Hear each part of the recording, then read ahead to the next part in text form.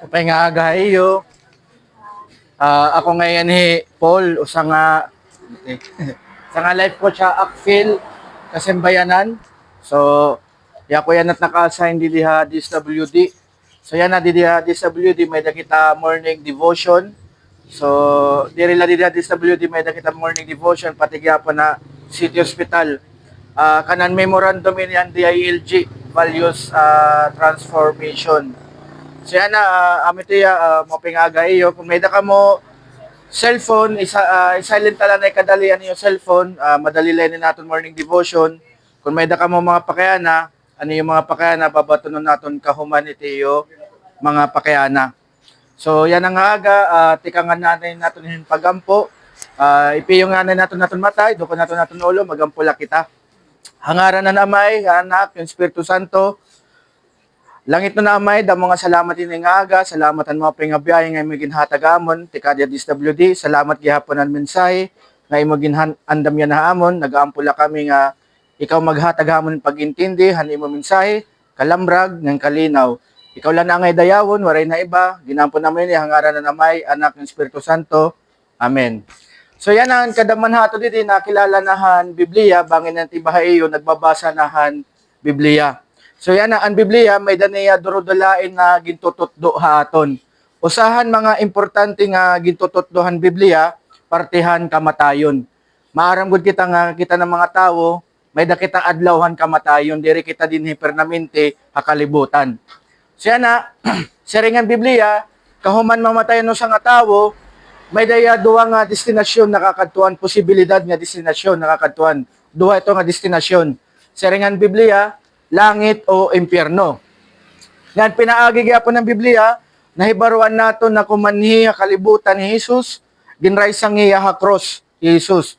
So yan na, para magkaada kitahin katalwasan. So yan na, ano ba ang rason kaya ano naghatag ang Diyos hin katalwasan, pinaagi kan Jesus? Ang rason la ito dida, kay tungod na, nagkikinahanglan kitahin katalwasan. So gadman ninyo pagkadiha DSWD, may da ka mo kinahanglan ha DSWD. Siya na ang nakitahan Diyos hatawo na nagkikinahanglan yan katalwasan. Sangit iyagin pakanhi hi Jesus. Siya na ano liwat ang rason kaya ano liwat naton kinahanglan hin katalwasan. Basahon ko lang pulungan Diyos, Roma 3:23. Nasari nga di, kay nakasalaan nga tanan, ngan waray nakaabot hanimayahan Diyos. So siringan pulungan Diyos, tanan kita nakasala. An naton kabutangan makasasala kita. Waray tawo nga waray sala. So amo ito gipapahibaro ato ng pulungan Dios, tanan kita din hey ako ngan ikaw mayada sala. So yan na, ano ba ang karuyag signon hini nga sala? Ang karuyag signon hini nga sala, asya ini ang resulta han aton pagtalapas, waray pagtuman han balaod o kaburoton han Dios. Tumalapas nga ni kita han balaod han Dios, diri nga ni kita magbuhat han balaod han Dios, sala ito. Diri liwat nga ni kita magtuman han kaburuton han Dios sa lagyapiteya. So ano ba mga balaod han Dios na aton gintalapas o waray pagtuman? Usa na ito din ang tinatawag na 10 Commandments. Ani ba ato din nakabatinahan 10 Commandments. So yan na dito ha 10 Commandments may dito sa nga nasurat na siringan to nga you shall not steal. Kung hawaray-waray ayaw ikaw pangawat. Mapakaya na ko, may ada ba titiha aton, tikang kaguti ay, hasta niya pagdako, waray pa makapangawat, bisan makausa.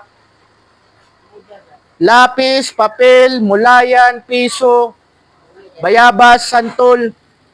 Bisan ito guti ay nga butang na aton ginkawat, sa lalagyap ito.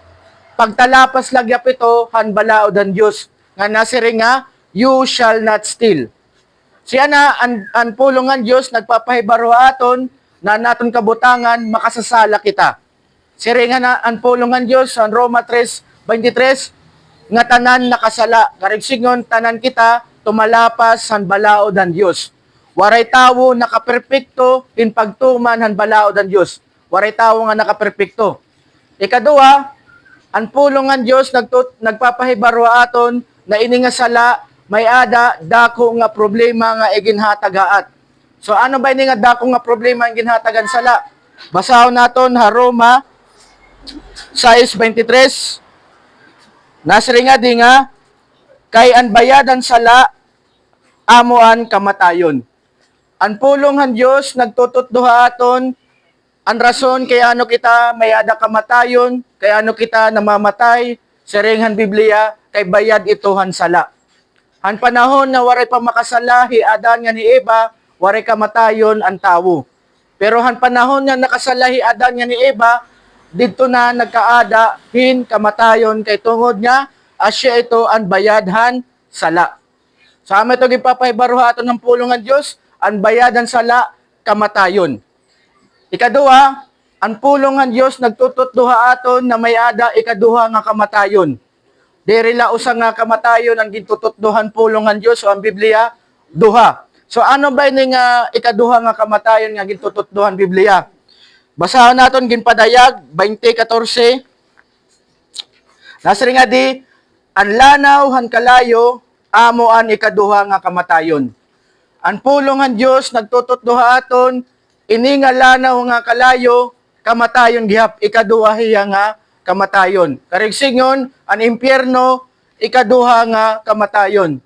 Asya ni ang rason kay ano nagpadarahan Diyos Jesus para magkaadang katalwasan. Asya ni ang rason kay ano naton kinahanglan ni Jesus para magkaadang katalwasan. Kay tungod siringan Biblia tanan kita makasasala.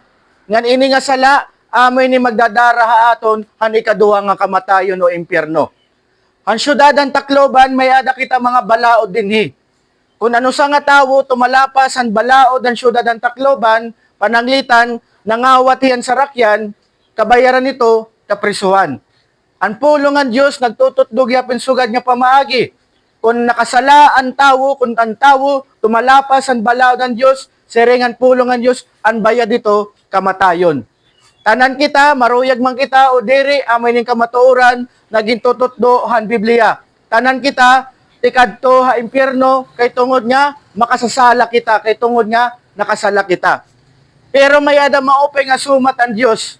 Ang maupay nga sumat, ginpadara niya Jesus para magkaada kitahin katalwasan. Siya na, maaram kita nga Jesus, kumaniya kalibutan, iginraisang nga cross. Siring ang kasuratan, ginraisang iya, itungodan sala. Jesus ang nagbayad, han pinalidad, han sala, para niya mga tao. Para diri na, aniya mga tao, diri na hira pagsirutan. Jesus ang ginsirutan han Diyos. Tungod ang sala, niya mga tao. Para ini na mga tao ni Jesus, diri na hira sirutan o parusahan han Diyos. Kay tungod nga, ang kaparusahan ng sala, iginbutang na halawas ni Jesus, pinaagihan niya kamatayon na cross. Sarihang kasuratan, namatay hiya, tungod ang sala, iginlubong, ikatulok adlaw, nabanaw hiya. Yan na, nalingkod yan na hiya, tuo naton Diyos amay, nan mabalik hiya. So yan na, ini nga katalwasan na ada ka ni Jesus, paano naton ini maangkon, paano ini madadangat haat. Babasahan naton ang pulong ni Jesus, Juan 3:16. Ini nga pulong, kan Jesus ini nga pulong, nasa rin Jesus sa Juan 3:16.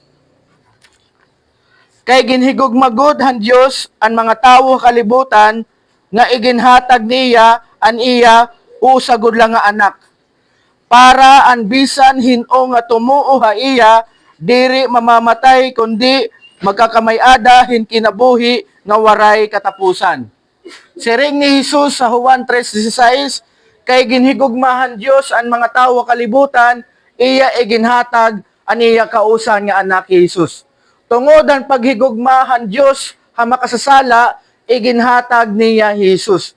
Karigsignon, ang pag-abot ni Jesus din niya kalibutan, pagpapakita ito han gugma han Diyos sa aton. Kay kun waray paghigugmaan Diyos sa aton, diri mapaka ni Jesus, diri ya mararay sa nga cross. Kun waray paghigugma ang Diyos sa aton. Di ba? So yan na amat ang gusto yung papaybaruha aton han Diyos, ang pag-abot ni Jesus, pagpapakita ito han iya gugma. Ikaduha, siring ni Jesus, para ang bisan hino nga tumuo ha iya. Bisan hino. Ya? Taga-Samar ka man, taga-Liti ka man, bisanahin ka man nga nasod, bisan hino nga tumuo ha iya, magkakamayada hin kinabuhi nga waray katapusan. Ang saad ni Jesus, ang matuo ha iya, may ada kinabuhi nga waray katapusan. Asya ito ang saad ni Jesus. Ang aton Ginoo, diri maara magbuwa. Ang tao, maara magbuwa. Kaya tungod nga makasasala.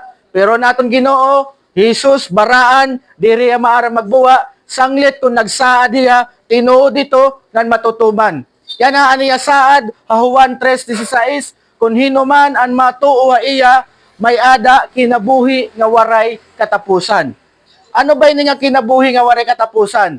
Ang kinabuhi nga waray katapusan, asya ini ang pananglitan han kataluwasan. Okay? Na ikaw, papasudlon ka, ngadtuhan naton Diyos amay, haiya ginhadian, halangit, kung ikaw, may ada pagtuo kan Jesus. Diri ka papasudlon han aton Dios amay haiyak ginhadian o halangit kun waray ikaw tumuo kan Jesus. Andalan la ang pamaagi para kita makasulod makakadto ha aton Dios amay pinaagi kan Jesus.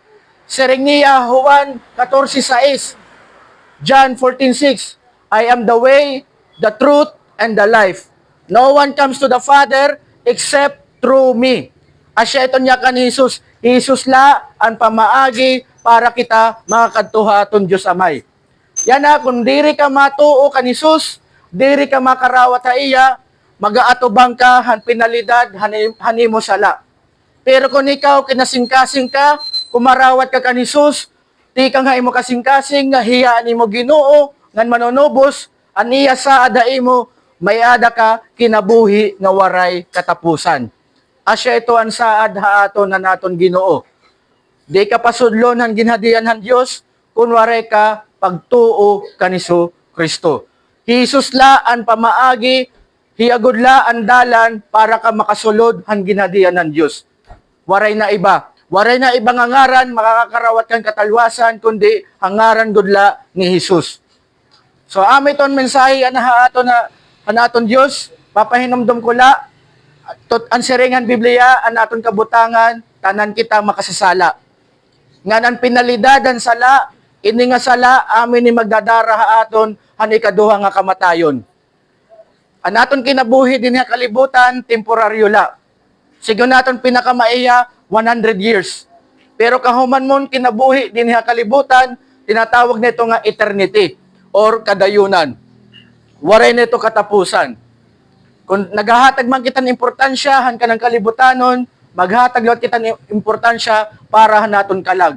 Yan na, ang tutduha ato ng pulong han Diyos, para ka makasulod han ginadian han Diyos, kinahanglan mo magkaada hing pagtuo kan Jesus. Basahan ko lang kamon orhi nga bersikulo, Hebreo 3:15. Nasing di dia Hebreo 3:15. Sugad han ginsiring han kasuratan. Kung mabatian niyo yan nga adlaw aniya boses, ayaw patigaha aniyo mga kasing-kasing. Mayada mando or sugo ha aton na naton Dios. Aniya sugo ha aton kun yan nga adlaw makabati kita haniya mensahe, haniya pulong, aniya sugo diri naton patigahon an naton kasing-kasing. Ano ba tirigsigon patigat kasing-kasing? Diri na mamate, diri na tuod. Waray maraot kung mamamati kita ang pulong han Diyos, mas maupay kung matuod kita ang pulong han Diyos.